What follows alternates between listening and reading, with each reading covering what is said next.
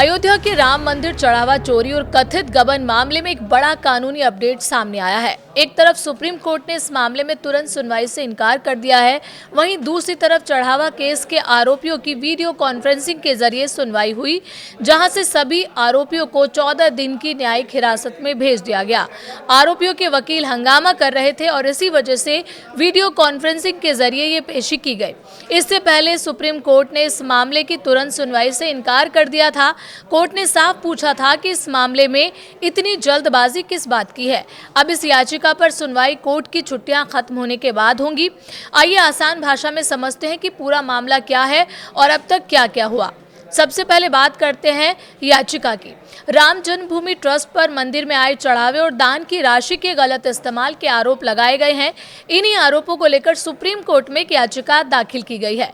याचिकाकर्ता ने कोर्ट से मांग की है कि इस मामले में एफआईआर दर्ज कराई जाए। उसका कहना है कि ट्रस्ट के पैसों में गड़बड़ी की आशंका है और इसकी निष्पक्ष जांच जरूरी है, लेकिन मांग सिर्फ एफआईआर तक सीमित नहीं है।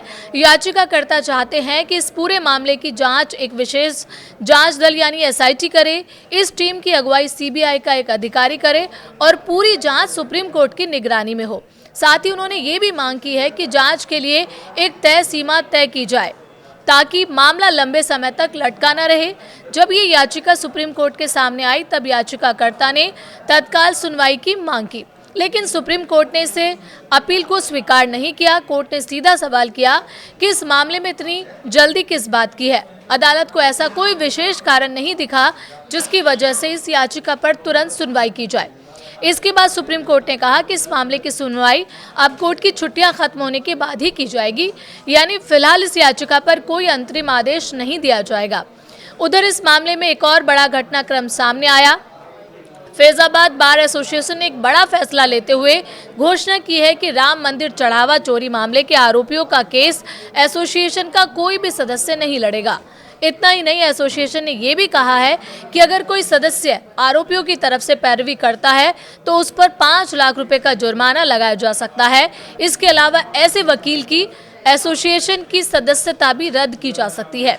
यानी बार एसोसिएशन ने इस मामले में बेहद सख्त रुख अपनाया है। वहीं दूसरी तरफ पुलिस और जांच एजेंसियां भी लगातार जांच को आगे बढ़ा रही हैं। ताज़ा जानकारी के मुताबिक राम मंदिर चढ़ावा मामले में एसबीआई बैंक अधिकारी के बयान भी दर्ज किए गए हैं। जांच एजेंसियां बैंक से जुड़े वित्तीय रिकॉर्ड और पैसों के लेन देन की बारीकी से जांच कर रही है। माना जा रहा है कि बैंकिंग ट्रांजैक्शन और दस्तावेजों के जरिए ये पता लगाने की कोशिश की जा रही है कि कहीं फंड के इस्तेमाल में कोई अनियमितता तो नहीं हुई। हालांकि अब तक जांच पूरी नहीं हुई है और किसी भी पक्ष के खिलाफ अदालत की ओर से कोई अंतिम निष्कर्ष नहीं दिया गया है। यानी फिलहाल मामला जांच और न्यायिक प्रक्रिया के दौर में है। अब सभी की नज़र 2 बात पर टिकी है। पहली, सुप्रीम कोर्ट की छुट्टियों के बाद इस याचिका पर क्या रुख अपनाता है, और दूसरी, जांच एजेंसियों की रिपोर्ट में क्या सामने आता है। अगर जांच में आरोप साबित होते हैं तो आगे कानूनी कार्रवाई हो सकती है, लेकिन अगर पर्याप्त साक्ष्य नहीं मिले तो मामला अलग दिशा में भी जा सकता है। इसलिए फिलहाल इस केस में किसी अंतिम निष्कर्ष पर पहुंचना जल्दबाजी होगी। जैसे जैसे जांच आगे बढ़ेगी और कोर्ट में सुनवाई होगी, इस मामले की तस्वीर और साफ होती जाएगी।